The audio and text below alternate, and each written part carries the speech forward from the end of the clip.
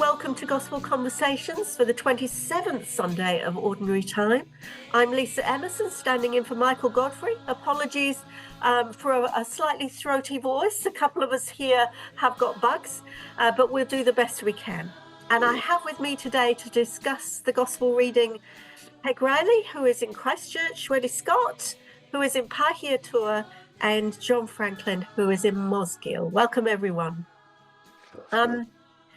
So Luke 17, 5 to 10. As we carry on through Luke, we hit yet another confronting passage. I'd always thought that the Gospel of John was the challenging one. But this year, as we've gone through Luke, I've realized how confronting Jesus is in this final journey towards Jerusalem. So the mustard seed and doing our duty. John, you have some background for us. Right, Lisa. Yeah, we need to start, I think, by looking at Luke's context. What's he saying? He seems to be reporting Jesus being pretty straight, pretty confronting, basically talking about the cost of discipleship. He begins by really realistically saying that we're not going to get it right all the time. We trip up. There are stumbling blocks. Things trip us up. So watch out that you're not the cause of somebody else tripping up. And you'd be better off drowning than being the cause of misfortune to some little one or some vulnerable person. So watch yourself and don't get tripped up by offense. If someone offends you and says sorry, you must forgive 7 times a day.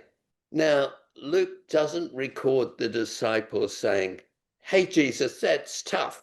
What if we are unintentionally a stumbling block to someone? What if our patience is not up to many forgivenesses? This is all a bit much, Jesus. If this is what you require, you've got to help us. Give us more faith. Increase it. Then hear Jesus saying, faith doesn't come in quantities. Don't despair. Whatever you've got is enough for God to work with. Even if it's mustard seed size, your faith, no matter how small, will grow when you use it, just like a seed knows how to grow. And the slave parable, well, this seems to me to be not about pride of accomplishment, A+ performance to generate thanks and appropriate appreciation. It's about faithfulness to the way of Jesus. Quietly get on with what you're supposed to do, what's asked of you. You know what's right. Remember that Jesus is the enabler. He's not asking of us something that he's not willing to resource us to do. He says, I am with you always, even when it's tough and you're not appreciated. So just do it, and I am with you. Wonderful. That does give a positive spin on what I thought was a fairly confronting thing. Peg, what did you see as the challenge here?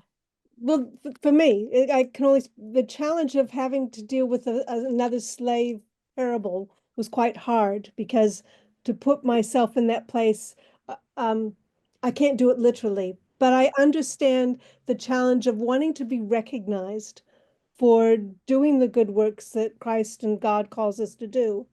And yet that's not what Jesus is saying here. We are to do it because we're to do it, because we're to do it. And I would love to have more faith, but again, it's the quality of my faith that Christ is commenting on, not the amount. Yeah. Wendy, what's the challenge for you? I met challenge in a couple of places. The first one, I think about the mustard seed. Why can't we ask for more faith? Well, I want more faith. I want more faith. I want more faith to be able to be the disciple that, is going to be a great disciple and bring in thousands of people to know Jesus. And it's such a human thing is to want more, isn't it? If we're all honest, we all want more. We all want more of Jesus. We want more of what it means to be a follower. But he's saying, actually, no. Whatever faith you bring to the table is going to be enough. So there's no praise. There's no reward for our work. We do our work And often as a humans, I think we want to be recognized for having done a great job, or you're really good at this, you're really good at that, and everybody to praise you. But actually, there is no reward as a disciple other than you get to know Jesus and you get to do his work, and you get to think that enough is enough. Whatever I bring to the table is enough. And maybe I'm just too human. But, I think the idea of wanting more, yeah, and wanting to be the best that we are for the Lord, or reward for our work, there's none of that promise in these texts. Indeed, indeed. John, the challenge for you. Challenge. I'm feeling an everyday kind of challenge here. Getting exasperated, annoyed, irritated, offended seems to come quite naturally, doesn't it? It's all part of the rough and tumble of human life. Stuff happens. And Jesus is saying, let it go. I did expect that driver to give me a hands up thank you when I let him in, right? And he didn't. What's wrong with him? I did expect a thank you for the support I gave you. Did you appreciate it? Let it go, says Jesus. There's the challenge. Do what you're supposed to do. Do what you know is right, and let it go. Very good. Very, very challenging, I have to say. So, John, I'm going to stick with you. What's the good news? Well, the good news I feel here is that we're not called to perfection. We're invited to ask Jesus for help for what we need, for good relationships, for what we need for getting jobs done that may not be appreciated. Help us, Jesus, I think, is a very good prayer. Ask and you shall receive, he said. Paul knew it. I can do all things through Christ who strengthens me. Now, I think that is very encouragingly good news. Yes, indeed. Peg, the good news for you. Well, I've got two bits. I've got that the actual good news when I faced that challenge before coming here was that God can work through small beginnings.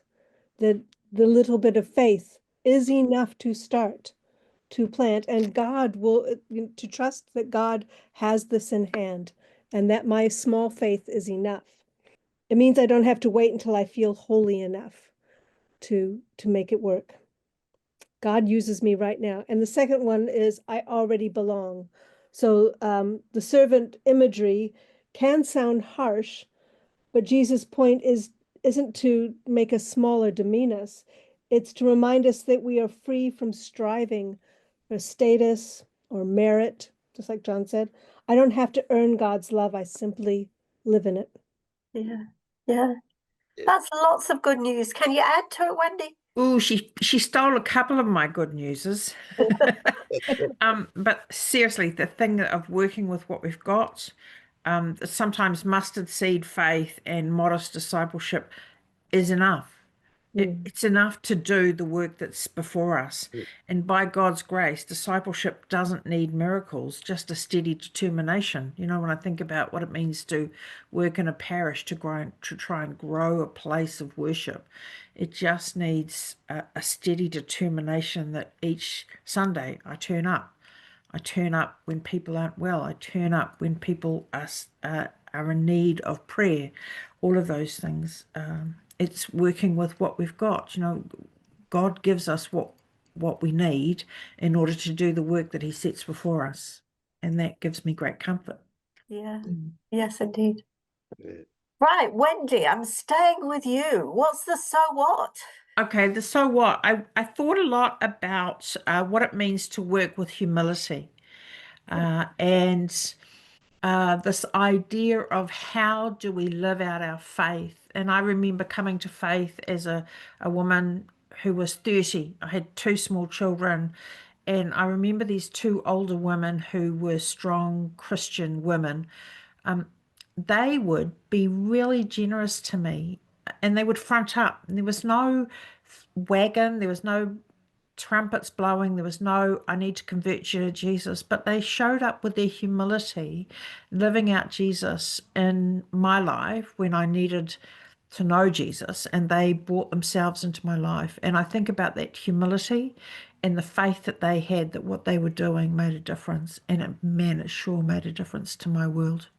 Yeah. John, what's your so what? The words, do what you're supposed to do. I feel we're invited to do what we do to the glory of God. Sweep the floor, mow the lawn, fix a meal, wash the dishes, buy a gift. Do it for the glory of God and live the Jesus life. Just do what we're supposed to do. And may the reward be that it's done. It's done. So remember, Paul says, it's not I, but Christ who lives within me. So the invitation here is to do it with Jesus and let him receive the appreciation, or pass the thanks to him if thanks are given. Yes, indeed. Peg, you're going to finish us off. What's your so what? Thank you, Lisa. It's the three things that I thought of while we were talking about it is to step out without what I already have. That if I feel uncertain or weak in faith, step out anyway, trusting that God is already at work, even through my small steps. And to practice humble service, as Wendy pinched from me that time. I look for ways to serve without needing thanks, not because I'm worthless, but because my worth is already in God. And to let go of that comparison game. I don't need more faith, comparing my faith to others, or even comparing my faith to what I had yesterday. I just need to offer in faith what I have today. I think we've brought something lovely together here. I'm going away with something you said, Peg, which was God works through small beginnings, and also this idea that we bring the little we have for God to create the tree of that comes to fruition. So thank you, Peg and John and Wendy, for bringing such good news out of that passage. And thank you to you for joining us. God bless you all. Thank you. Bless you too.